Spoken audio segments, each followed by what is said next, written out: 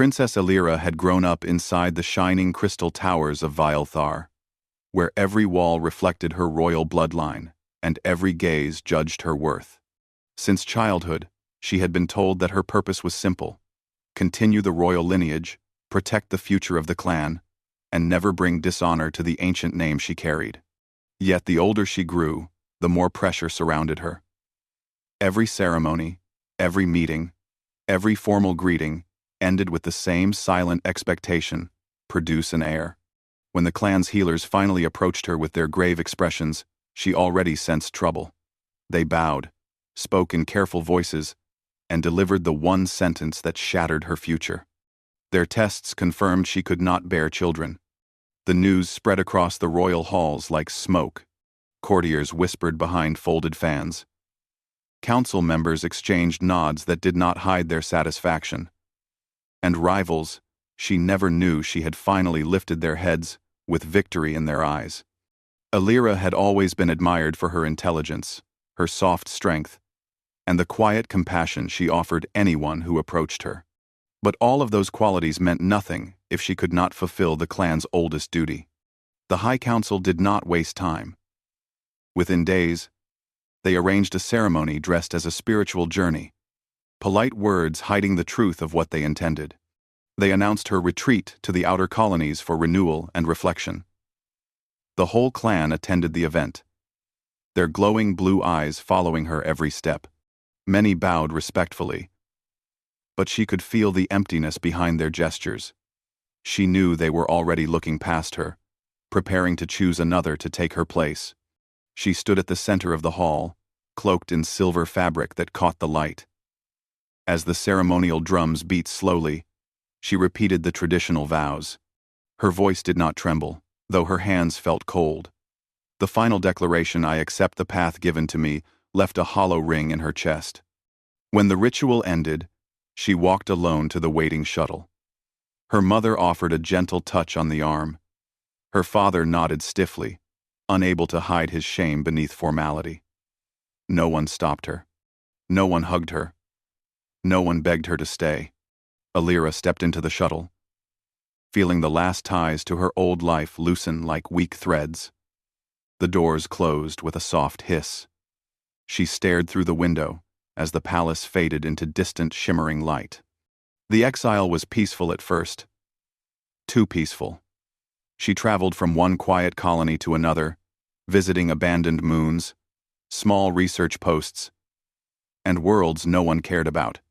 Each place offered her isolation, and she told herself she needed the silence. She tried to meditate, tried to find purpose in study and in wandering, but every night she lay awake thinking of the voices that had dismissed her so easily. After several months, her shuttle passed through the edge of a meteor storm.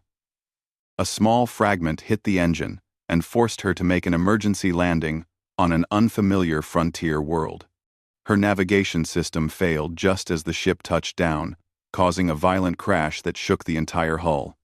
The last thing she remembered was the alarm blaring and the scent of burning metal. When she opened her eyes again, she was lying on a soft bed inside a warm and dimly lit room. Her vision cleared slowly, revealing strange faces, humans. Their features were blunt compared to the elegant lines of her own people, but their expressions held a surprising mix of concern and curiosity. A tall man stood beside her bed, arms crossed but eyes gentle. His name, she later learned, was Captain Elias Ward, commander of the salvager vessel Horizon Ark. He was a human of sharp posture and relaxed confidence, the kind of person who did not need to raise his voice to be taken seriously. His dark hair was tied back loosely, and he carried himself like someone used to protecting others. When Alira tried to sit up, Elias placed a steady hand near her shoulder, not touching, just guiding. "You took a rough hit," he said in a careful tone. "Your shuttle's wrecked, but you're safe here." His voice was warm, deeper than she expected from someone who looked so tired. For a moment, she forgot to answer.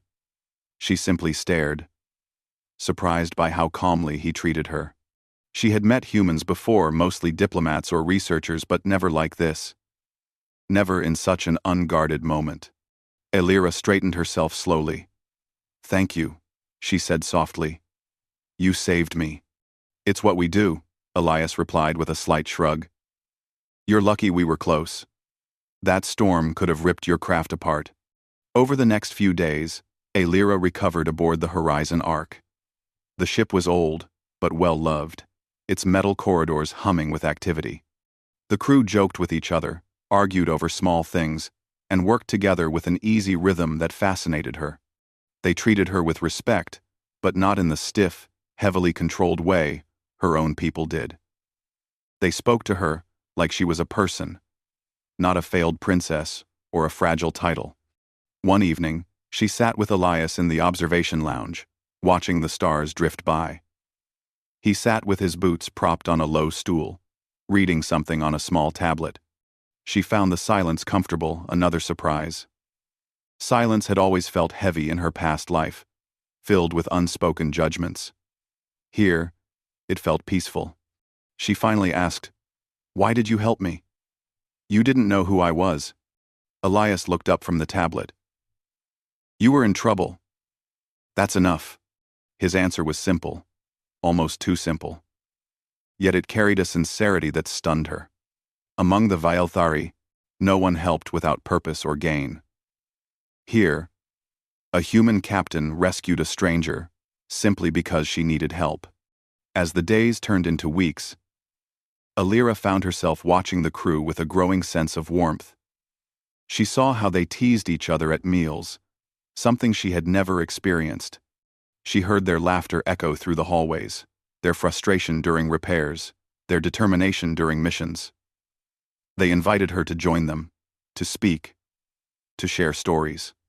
No one asked about her inability to bear children. No one treated her like broken crystal. Elias, especially, became someone she trusted. He listened without judgment. He pushed her to think, to speak, to question things she had once accepted without challenge. And whenever danger appeared in their travels, he stood in front of her without hesitation. For the first time in her life, she felt more than her clan's expectations. She felt like she mattered simply because she existed. She did not yet know that meeting these humans would change the entire course of her life.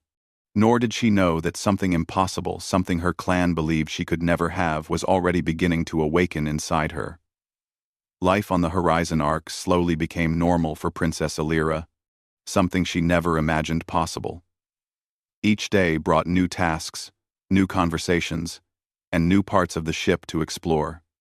Even the steady hum of the engines felt comforting now. She often caught herself smiling for no reason, just because someone walked by and waved, or because she heard the crew arguing playfully over whose turn it was to cook. Humans were loud, expressive, and sometimes overly dramatic. But Elira found their energy strangely warm. Her own people valued calmness, silence, and perfect manners. But here, people spoke their minds freely. If someone disliked an idea, they said it. If they thought something was funny, they laughed loudly enough for the entire hallway to hear. Elira had never known this kind of freedom. Elias watched her adjust with quiet satisfaction. He didn't hover around her, but he always appeared when she needed guidance. He respected her space, yet somehow sensed when she felt lost or confused.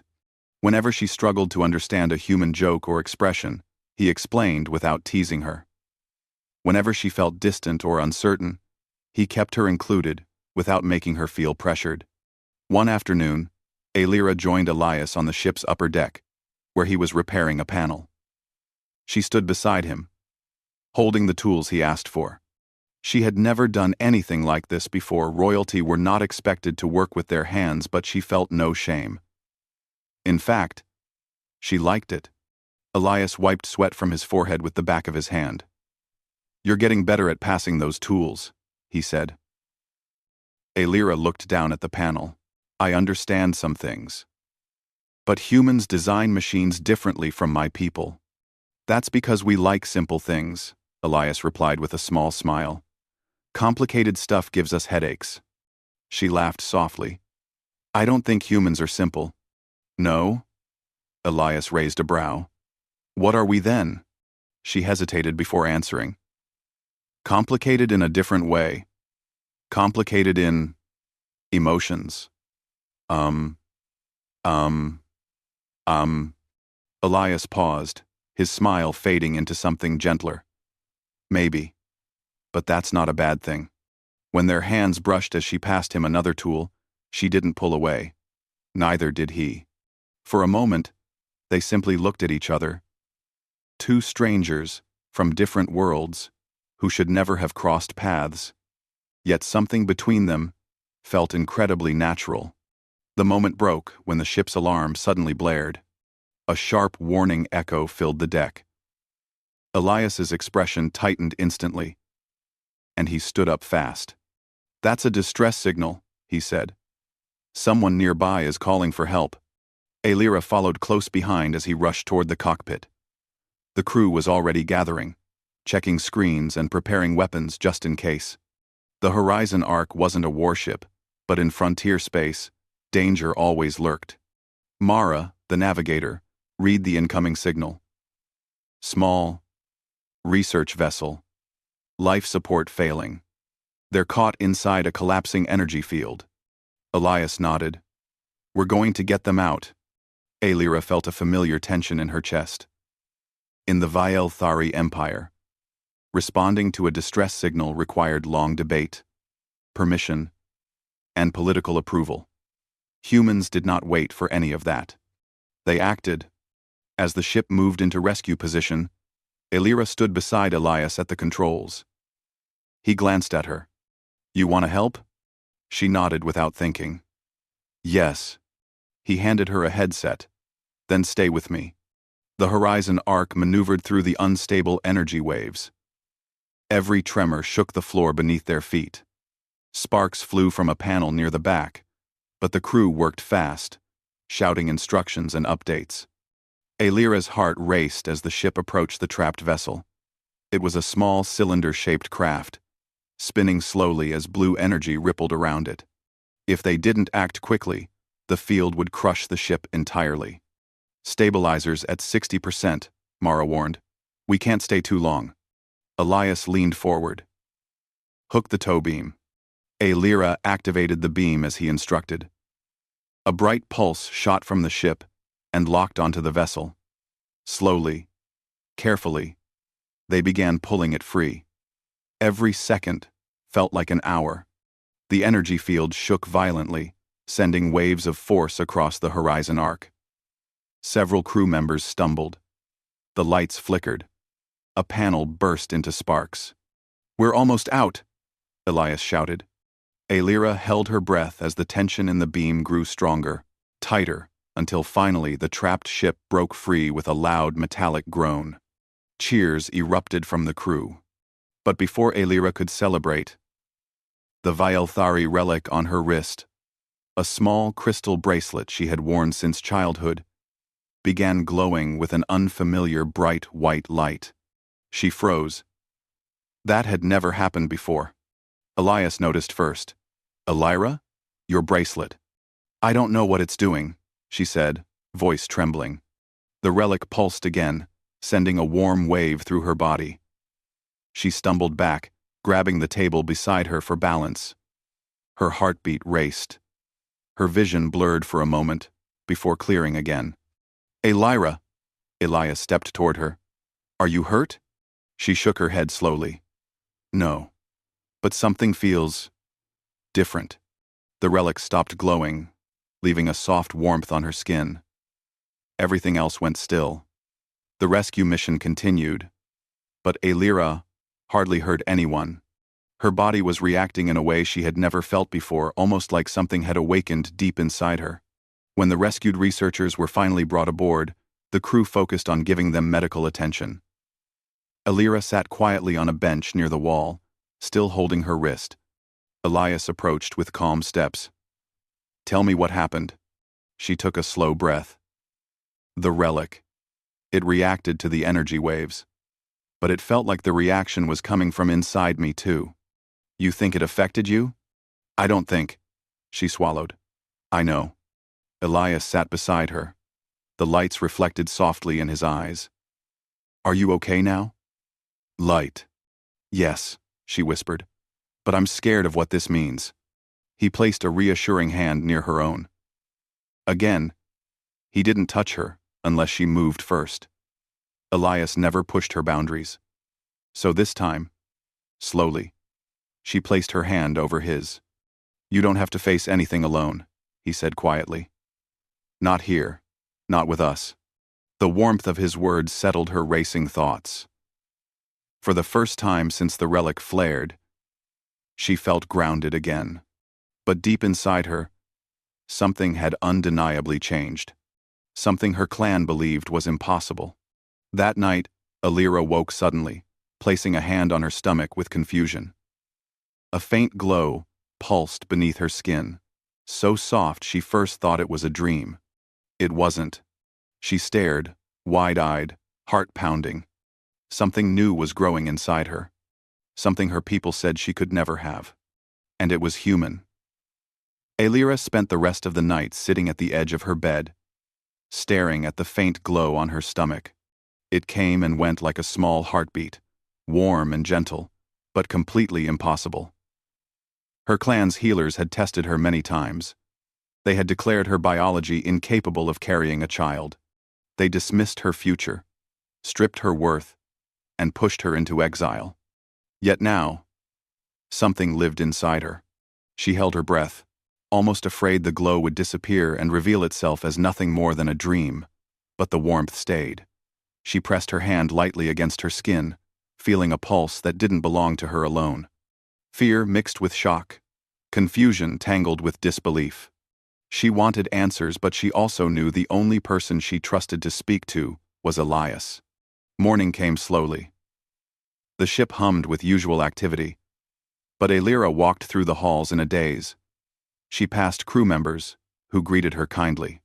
She nodded back, hiding her trembling hands in the sleeves of her robe. Every step felt heavier, every breath strange. Elias found her in the observation lounge, staring out at the stars as if they held all explanations she needed. "You're up early," he said softly, not wanting to startle her. She didn't look at him right away.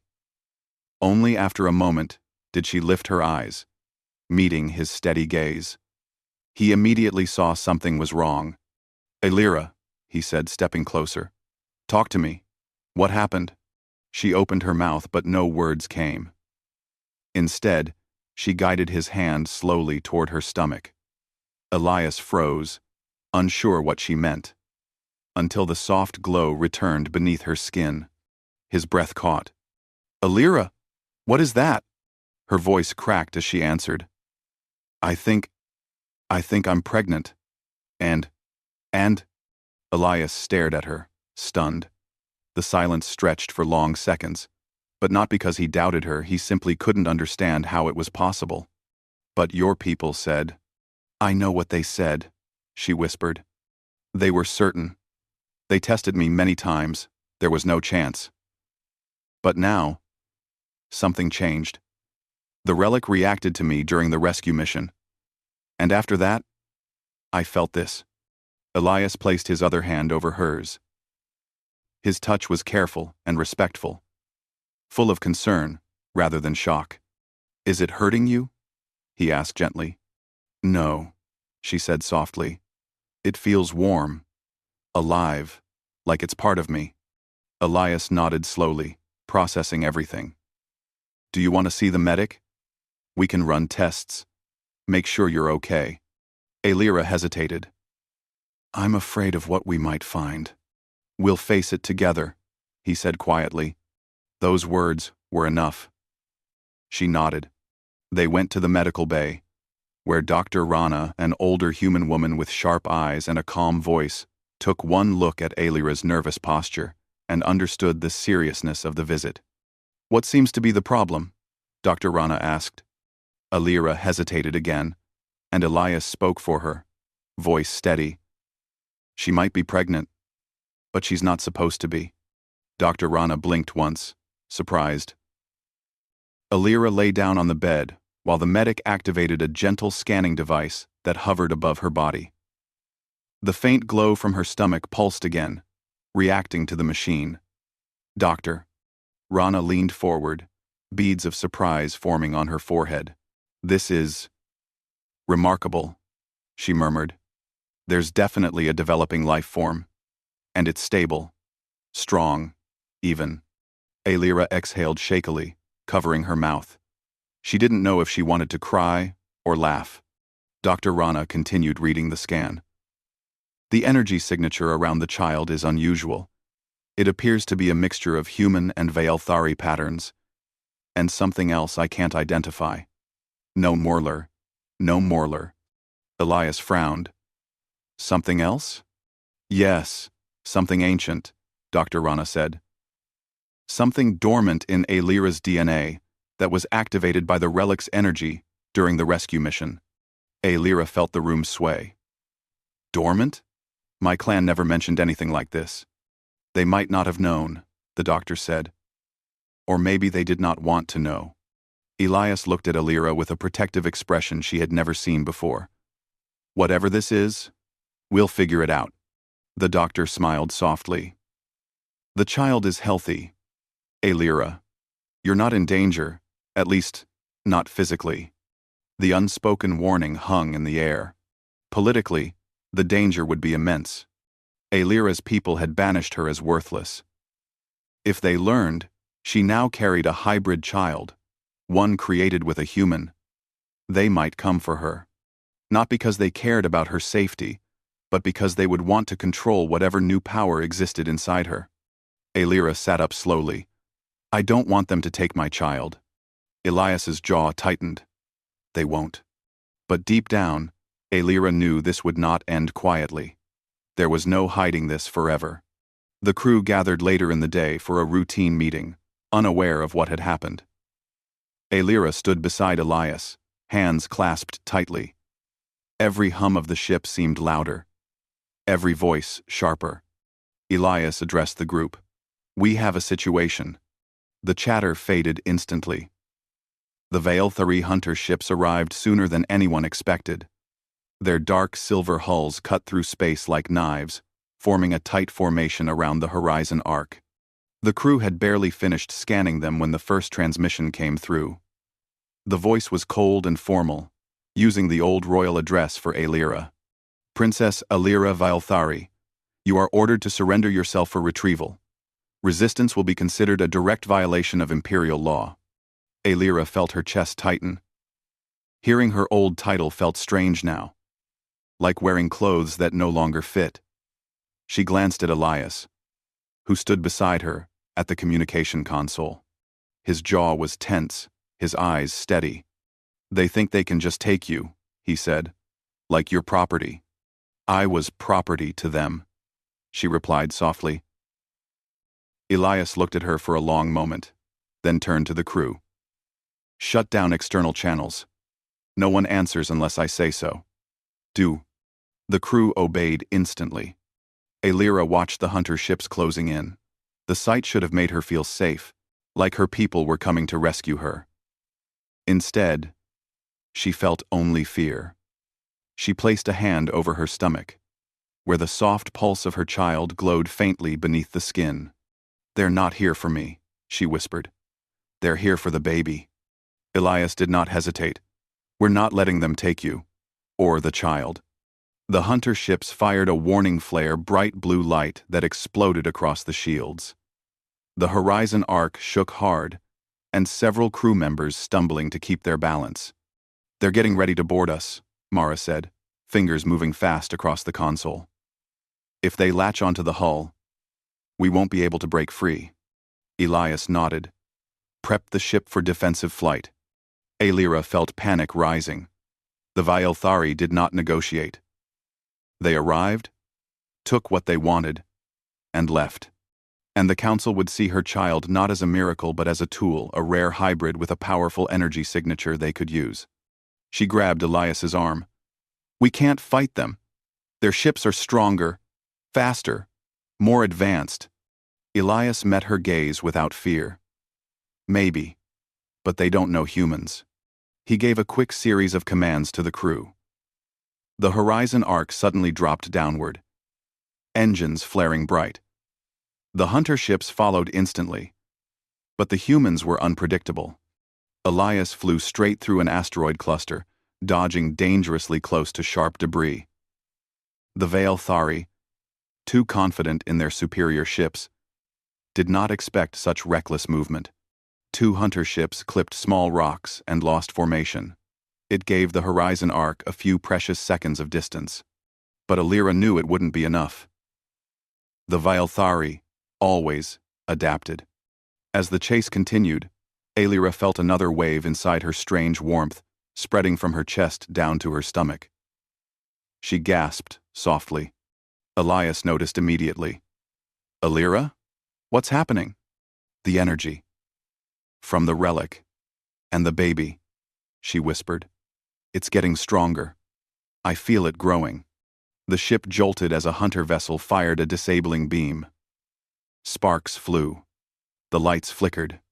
Mara shouted that shields were falling fast. We can't outrun all of them, Elias said through clenched teeth. No, Alira whispered, holding her stomach. But I can face them. Elias turned to her sharply. Absolutely not. You're staying on this ship. Alira shook her head. Elias, if they board us, everyone will be in danger. They won't stop unless I surrender myself. Surrendering isn't an option, he said firmly. She looked at him then, really looked at him. His expression was fierce, protective, filled with a determination she had never seen in her own people. Humans did not abandon those they cared about. It made her heart ache. Before she could respond, another blast shook the ship. This time, alarms blared louder. The Vale'Thari were preparing a boarding link. A voice came through the comms again. Alira Vale'Thari. Do not resist. Alira stood tall, lifting her chin. She answered before Elias could stop her. This crew saved me. They protected me when my own clan cast me out. You have no right to threaten them. Sensum. This crew saved me. There was a pause. Then the reply, colder than before. You are carrying something of value to the Vale'Thari Empire. Your personal wishes are irrelevant. Elias slammed his fist against the console. I'm done listening to them. Mara, fire flares! The horizon arc released a sudden burst of bright particles, momentarily blinding the hunter's sensors. Elias turned the ship sharply, toward a large moon nearby. Alira held onto a metal bar to keep from falling. The movement made her stomach feel tight, but not from fear. The glow inside her grew stronger, brighter. She could feel the child's presence like a warm heartbeat echoing with her own. Something in her blood was waking, reacting to the threat. Elias, she said, her voice shaking. I think the baby's energy is connecting with mine. Elias looked back at her, worry in his eyes. Is it hurting you? No. It's giving me strength. He stepped closer quickly, placing a hand near her arm. Alira, listen to me. You don't need to face your clan alone. I know, she said quietly. The Vale'Thari ships regained their vision and surrounded the horizon arc once more. There was no escape now. The moon's gravity pulled them downward, limiting flight options. The hunter ships locked their beams. Alira closed her eyes. For a moment, everything around her became quiet. She felt the warmth of her child again, steady and calm. That gentle pulse reminded her she was not the weak princess they expelled. She was a mother now. She was stronger than she had ever been. She opened her eyes and stepped forward. I will face the council, but not as their broken daughter. I will return, as myself. Elias stared at her, not liking her plan but understanding her resolve. If you go, we're going with you. You would risk your lives for me? She whispered. Elias held her gaze. We already have. Alira felt tears sting her eyes. She had never belonged anywhere until now. The hunters sent a final command. Surrender or be seized. Aelira stood tall, her hand resting over her unborn child. Elias moved to stand beside her, and the entire crew gathered behind them. The princess who had once been exiled stepped forward to face her destiny, not alone this time, but with humanity at her side. The great hall of the Vieilthari High Council was exactly as Aelira remembered. Tall crystal columns, glowing floors, and the cold gaze of leaders who valued tradition more than truth. Yet this time, she did not walk in as a silent daughter who obeyed without question. She stepped forward as someone changed. Someone who had lived among humans, laughed with them, fought beside them, and carried something impossible within her. Elias and the entire Horizon Arc crew walked behind her. Their boots echoed across the smooth floor, a sharp contrast to the graceful steps of the Vieilthari guards. The council members shifted in their seats, clearly shocked to see humans standing inside a chamber no outsider had ever entered. The head counselor rose slowly. His silver robe shimmered with authority, but his eyes were cold. "Aelira Vieilthari," he said, "you return without permission. You bring outsiders into sacred chambers. You carry an energy that does not belong to you." Aelira kept her posture straight. "The energy belongs to my child." A wave of murmurs spread across the hall. Council members leaned in, whispering urgently. The head counselor narrowed his eyes. "Impossible. You were declared infertile." "I was," Aelira said, "until the relic awakened. Until the child chose to exist." Elias stepped beside her, not speaking unless needed. His presence was steady, a quiet reminder that she was not facing this place alone. The head counselor finally spoke again. "Show us." Aelira placed both hands over her stomach. A soft white glow rose from beneath her skin, stronger than before. The entire hall fell silent as the energy pulsed with calm warmth, not violent or wild, but steady like a heartbeat. It was life, real and undeniable. Several council members gasped. One stood so fast his chair fell. "This is the ancient pulse," he shouted. "The old legends hybrids who bridge worlds. This is the sign." Another counselor shook her head. "If this is true, the child must be secured, studied, protected by the Empire." Aelira's calm expression shattered. "You mean taken from me?" "It is for the good of the Vieilthari," the counselor replied without emotion. Before Elias could stop himself, he stepped forward. "You're not taking her child." The room erupted in angry voices. Guards raised their weapons. Aelira moved slightly in front of Elias, though he refused to step back. The head counselor lifted a hand, silencing everyone. "You dare bring a human into this chamber and let him speak?" he demanded. Aelira answered before Elias did. "He speaks because he protected me when my own clan would not. He speaks because he values life more than rank. He speaks because he is the father of my child. My." The hall froze in complete silence. The head counselor's face lost all color. A hybrid of Vieilthari and human blood. Aelius wrapped a protective arm around Aelira, not grabbing her, just standing close. "We aren't here to fight," he said firmly. "We're here because this child deserves a future. A future controlled by the council," another leader snapped.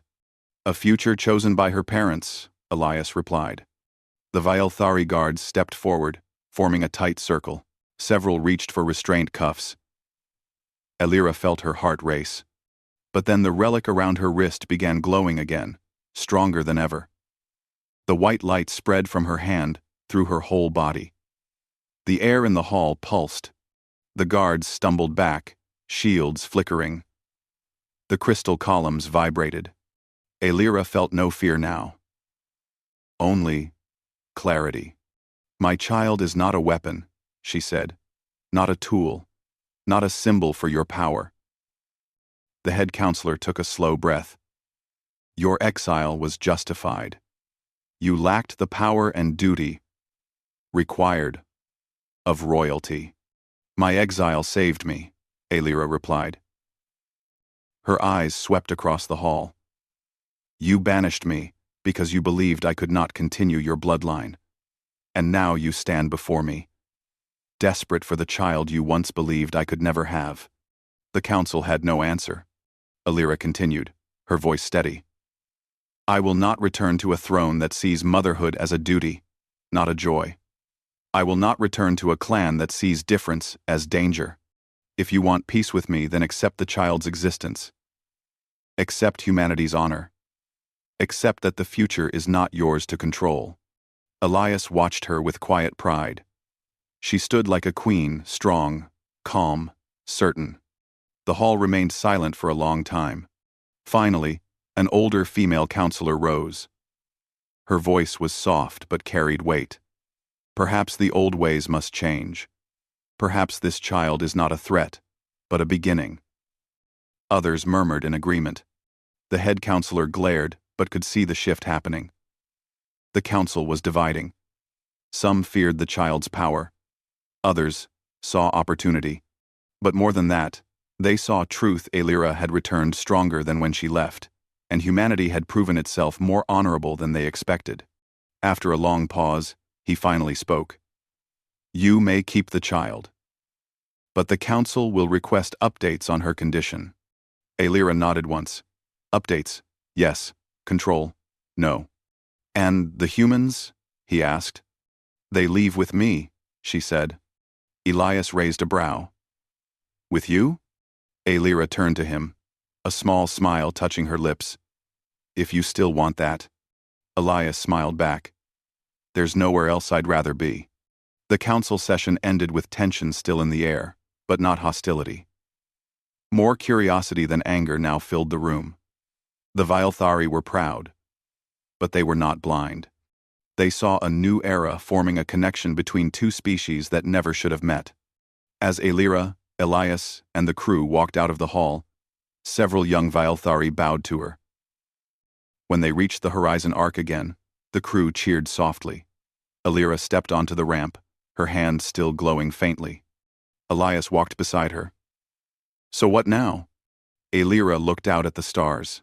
Now, she said, we build our own home, our own path, a place where our child will grow without fear. Elias nodded. Together? Together, she whispered. The ship lifted off from the Viothari world, engines burning bright against the dark sky. Behind them lay an empire shaken for the first time. Ahead lay unknown stars, uncertain futures, and a child who would connect two worlds. Aelira placed a hand on her stomach again. You changed everything, she whispered, to the life growing inside her. Elias took her other hand gently, and for the first time, Aelira felt truly free.